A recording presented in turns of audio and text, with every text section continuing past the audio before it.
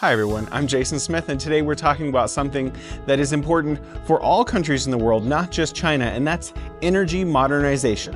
Now, China has developed very fast over the past few decades and has become an industrial powerhouse. And with that success comes the responsibility of developing in the next growth phase sustainably. So today we're going to talk about how China is investing in green energy, but also in conventional energy sources as well.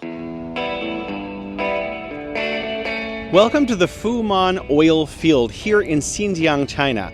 Now this actually has 85% of the deepest wells in China, as well as the deepest well at 11,000 meters deep in all of Asia. This facility, the Fuman oil field, is a 4 million ton oil field, and that's how much it is rigged to produce each year. In addition, it also produces 2 million cubic meters of natural gas a day.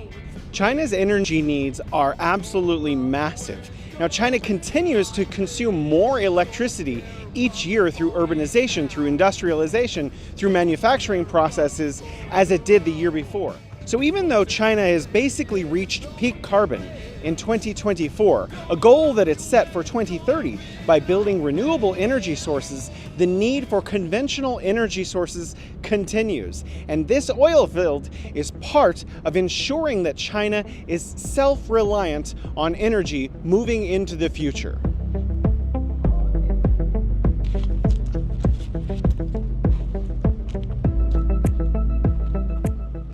Now, these machines that you see all around me are actually for separating the water out from the crude oil as it's being extracted from the ground. China is ensuring that it has a reliable source of conventional fossil fuels for the decades to come.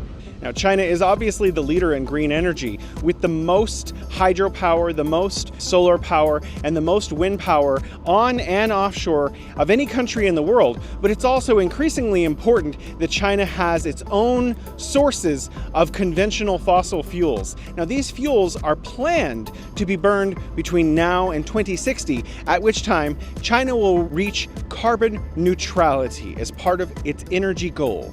Can you imagine all of this was a desert before April 2020, and now this place employs, just this one particular facility employs 168 workers with hundreds working across this oil field.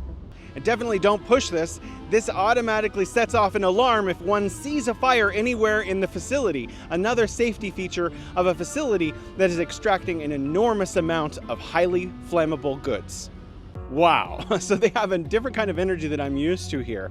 They have these huge reflector dishes, which then concentrate energy here to produce electricity that they use to run the compound. So this is actually producing 10 megawatts of electricity. It's a 10 megawatt generation capacity energy source that they have on site to power the all of what's going on with oil and gas in the rest of the facility. Wow. Towers behind me are for filtering out impurities in the natural gas extraction process. On the top of this tower, you'll notice that there are a few different little circle-y devices that are being suspended over the tower. And these are laser gas spectrometers that can detect up to 260 different varieties of gas. And they're constantly reporting to the command center so that they know exactly what kind of gas may be leaking from any kind of facility anywhere. In fact, people have detection devices hanging from their belts as they're walking around so that they can constantly monitor for safety all throughout the facility at all times. With the deepest oil well in all of Asia and 85% of the deepest oil wells in China, we've taken a tour of the Fuman oil field here together. If you liked what you learned, don't forget to subscribe and leave us a comment.